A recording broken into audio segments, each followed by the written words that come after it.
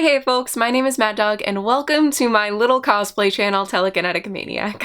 Today marks the start of a brand new year of videos on this channel, and along with that new year, new hopes and goals. To start this year off strong and hopefully address some of your own hopes and goals, for the entire month of January, I will be discussing cosplay competitions based on the questions that you ask about them. So if you have questions about cosplay competitions, just go ahead, throw them in the comments. Even if it is like long after January, just go ahead, go for it. I will do my best to answer every question I get. Maybe even make a brand new random competition video at some point, who knows? So I don't know, just go for it, comment section, have at it. This week we will be starting that ongoing discussion by talking about the ever so mysterious, honestly really nerve-wracking prejudging that happens at cosplay competitions, along with some of my own personal advice. As usual, timestamps will be available in the description of this video, so if you want, feel free to skip around and yeah, let's jump right into it.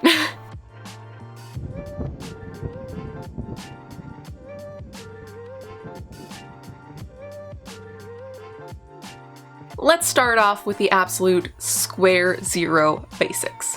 What is craftsmanship prejudging?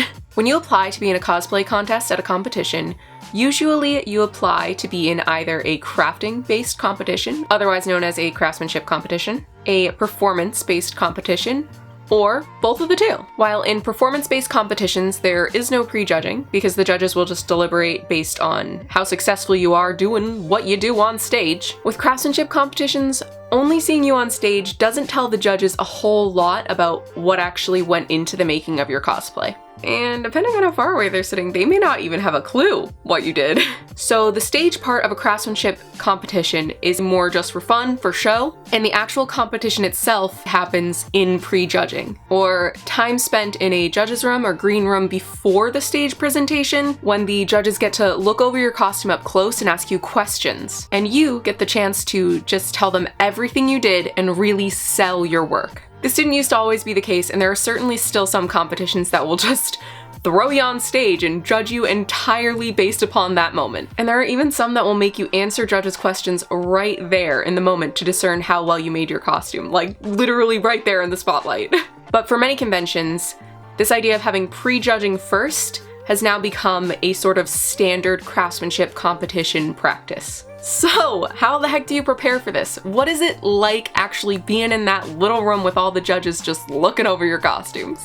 And that is where I unfortunately have to say, that experience is going to be different for every competition. As of right now, there is no actual set standard way of running cosplay competitions. Each convention gets to decide how they want to run theirs based on the things that they value, and a lot of conventions will even change how their contest is run each year if their event is growing. And smaller contests are a bit different than larger ones, just overall. At small, local cons, there's a lot of just going with the flow and making it work to make the event decent. But at larger regional conventions, they may have more of a rigid structure and a set points system to ensure that their main stage event is a massive success. So how do you even prepare for this? I have a lot to say on this subject, but if there is one thing that you take away from this video, please let it be, read the rules. The best way to be prepared for your specific contest is to actually get to know your specific contest. Well-run, even mediocrely run conventions will often have a page on their website listing out how their cosplay competition works. They will have a timetable for when and where to apply, and when acceptances go out, they will list different categories and what qualifies or disqualifies you from them.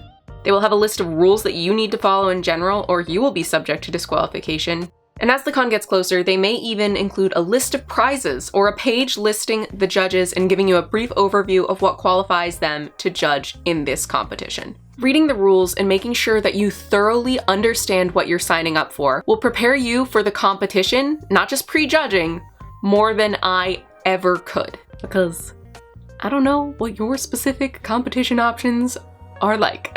So do your research. And hey, if you aren't vibing with the rules of the competition that you're looking into, you can stop that competition experience right then and there and look for another one that suits your own ideals when it comes to cosplay contests. It is so much better to not sign up for a contest than be totally blindsided the day of. It is a win all around. That all being said, conventions don't exist in a bubble. And while, like I said, there is no big set standard way of doing things, things have become a bit more standardized over the years. People talk.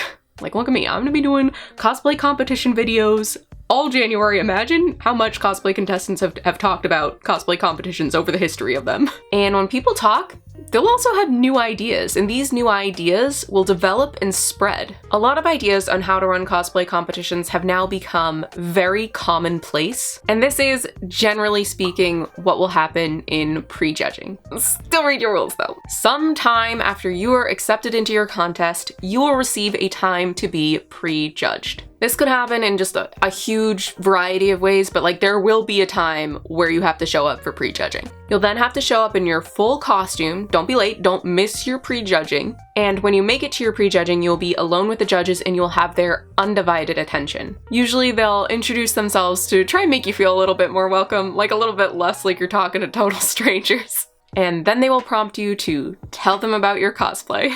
Oftentimes they will suggest that you explain it either bottom to top or top to bottom to make things more natural for you to explain and for them to understand. I would highly recommend explaining it in one of those two ways. They will ask questions either throughout or at the end of your explanation, so be prepared to go into detail to answer those. And again, depending on your competition, they may ask to see your build book or something of the like. After they are satisfied that they understand you and your costume based on everything that you presented, or you just run out of time, which you won't because you'll have read your rules and you'll know how long your time slot is, they will thank you. You should thank them as well for doing all the work they're doing. And you will be free to leave and go about your day until it's time for the stage presentation and awards ceremony. To be perfectly clear, this is not where the actual deliberation happens. Depending on your specific judge's ability to keep a poker face, you may see some reactions that lead you to believe you are being successful or maybe less successful. But they will deliberate after they look at all of the contestants' work. This is where the competition will happen for you, but this is not where the judges will make their decisions. For anyone who hasn't participated in a craftsmanship competition before, I really hope that this helps to clarify exactly what you're in for.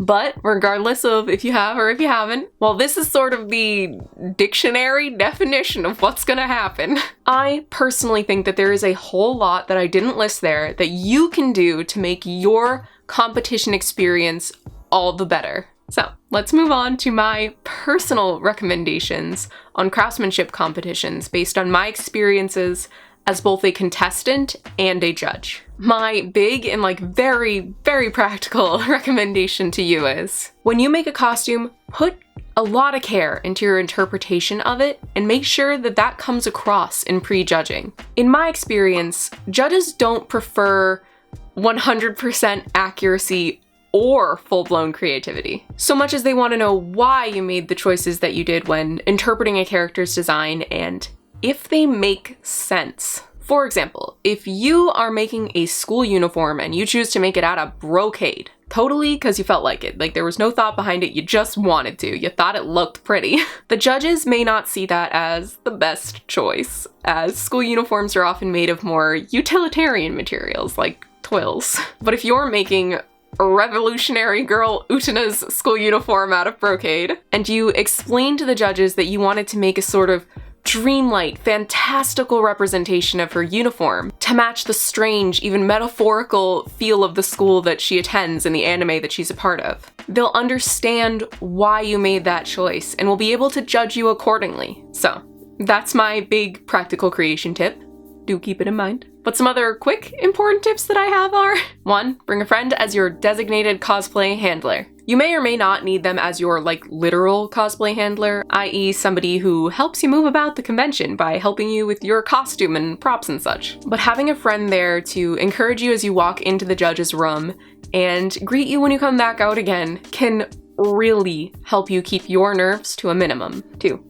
Make and bring a build book, even if it's only for your reference. Literally just for yourself to remember each part of the costume that you worked on while you are presenting. A lot of times now they are often required, along with your also often required reference images for the judges to look through and reference. But even if they aren't, it can really help you as a supplementary material to just help explain the techniques you used. And then after the competition is over, you have a little like a little scrapbook of what you did, which is like, it's unrelated to the contest, but it's just kind of nice to have. 3, practice everything that you want to say to the judges in advance and make sure that you can say it all in the time given with time left over for questions. Don't ever just fully rely on the build book that you made in recommendation 2, because while the build book can be helpful, it's important to have a clue what you're gonna say. And be sure to cut down on your little explanation where it needs to be cut down. Like, judges don't need to know every little single thing that you did. So just cut it down. I'm sure that you can make it work in the time given, because I have, and I've made some absolutely crazy shit. 4, when you practice this, create a routine that will either help to calm your nerves or hype yourself up to be ready to talk. Whether it's something real simple, like you take your phone out and take a little smiling selfie, or something way more complicated, like you literally do theater warm-ups to make sure your vocal cords are good to go. Having something that you can repeat the day of to rally your own spirits in the moment can really help. I personally hum or sing to myself. I'm not even joking, I sing and hum like a whole lot, especially when I'm nervous. And I am so nervous at prejudging. I love music, so oftentimes when I'm making costumes, there is one song that sort of becomes the theme song for that costume. For the Nightwalker, it was Twilight by Electric Light Orchestra. And for Guts, it was not the theme of Guts, even though that is a choice song, but it was from Susumu Hirasawa's Berserk score. It was Earth. So literally just like I hum these to myself before talking to the judges, and it genuinely helped to keep me calm. So find a little thing, find a little routine that works for you, and then do it to transform your nervous energy into the energy that you need to be at your best when talking to the judges. Lastly, I've had many people over the years ask me what they need to do to stand out in prejudging, and ask me what they need to do exactly to actually win their contest. And I have to say, I don't know. Read your damn rules. I don't know your specific contest. I'm not even kidding. But that's not what I say. That's a true answer, but that's not the real answer that I give. I have to say, I never know how to answer them in the moment, because I don't believe you should be competing at all if the only thing you're thinking about is winning. Cosplay competitions as a whole really, are not only about who wins and loses, so much as they are a celebration, both of the people participating and the craft itself, like what it's developed into. You don't sit down and watch the Olympics just to see first place. You watch because there are so many other things happening to be seen and celebrated. You're there for a sense of camaraderie, to see new innovations in the sports, and to learn about so many different personal journeys. The Olympics itself is worth celebrating, and everyone knows it. And while I'm not saying that your local contest is the Olympics of cosplay contests, the people who run the event and participate in the event are going to value cosplay and cosplayers and celebrate it similarly. While wanting to win isn't inherently bad, like I myself have won before, it's a truly exhilarating experience that I hope you can all have one day. Only wanting to win is a slippery slope, and I'd advise taking a step back and reevaluating if you ever find yourself on it. Judging is ultimately subjective.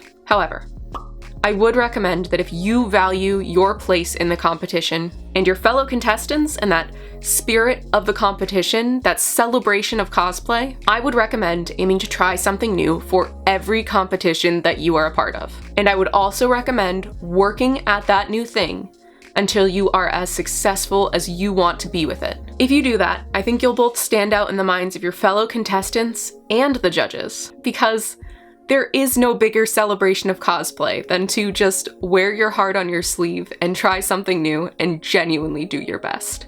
And now that I've made myself kind of emotional, oh my gosh, we're throwing everything on the table today. Now you know exactly why I do these events. That is what to expect in craftsmanship prejudging. Folks, that is it for this week's video. Usually in these little end segments, I try to shout out the video I created in the week prior. But honestly, can we just give some love to this video? Paint could very well be the thing that takes your cosplay from a fun project that you're glad to have the experience of competing in to an award-winning piece of art, and that possibility should not be underestimated. I talk about that a whole lot in that video, and I talk about the process that I use to create my 6th jacket, and I give away my super secret brain dead withering tip, so there's that as well. And honestly, if you skipped that, so be it. But totally check that video out. It is worth a watch, and just, it deserves a little love. Anyway, thank you for watching, and if you liked this video, do smash that like button, as it were. To be perfectly fair, I'm not sure that the YouTube algorithm has ever actually figured out what my little channel is about, so giving it a like could really help it put 2 and 2 together, and that would just be so much appreciated. There will be another cosplay competition video coming out next week on this channel, and it is one that I am so excited for. It is not to be missed. So do tune back in for that, and I will be releasing more cosplay competition videos throughout the entire month of January. So many competition videos. I'm just gonna give you all the tips, all the information. And yeah, I hope you'll enjoy those, but until then, until next time, I will see you on the con floor. I'm even going to region next week, like I'll actually see you on the con floor. Let's go!